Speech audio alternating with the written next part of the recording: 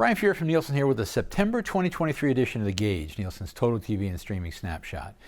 In the television world, the August to September transition is usually really flat, with overall television viewing usually up or down just a little bit.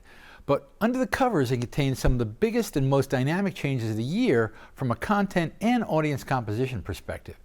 Kids and teens viewing continues to decline as the remainder of kids head back to school, and the return of college and NFL football drives young adults back to traditional linear options, this month particularly the broadcast category. So let's move on to broadcast. The question of whether viewers would return when football season swung back into action has been definitively answered this month, with the broadcast category jumping by almost 13% against August and adding just over 2.5 share points.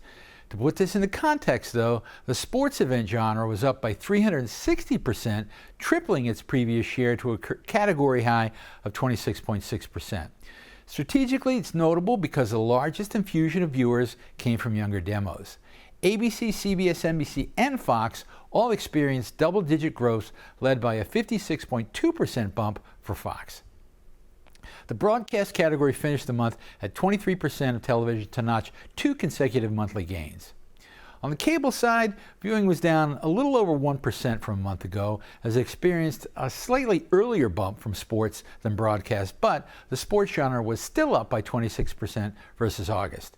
In fact, ESPN had the top 11 telecasts of the month, 10 of which were football, with the U.S. Open tennis tournament sneaking in there as well. The cable category lost 0.4 share points to finish the month at 29.8% of television.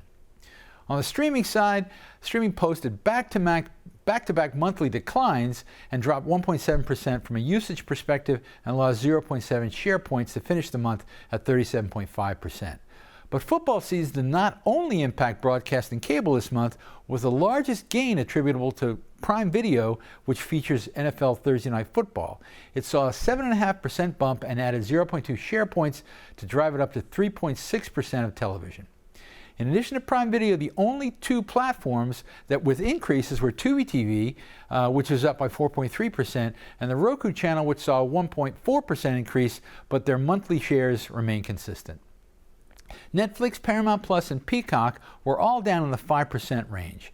Netflix lost 0.4 share points to finish the month with a 7.8% share. Paramount Plus and Peacock were both down 0.1 share points to finish at 1% and 1.1% respectively.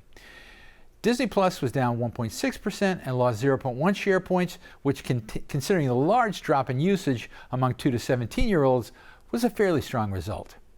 Now, football is back, but the fall television season has not yet been fully realized due to the lack of new content caused by the strikes in Hollywood.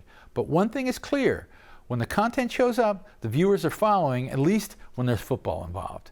Now, October will tell us if the momentum will continue and how quickly new content can be introduced to entice viewers as we approach the heaviest usage months of the year. Join us on the third Tuesday of the month on Nielsen.com/thegauge for the next update, and we'll see you there.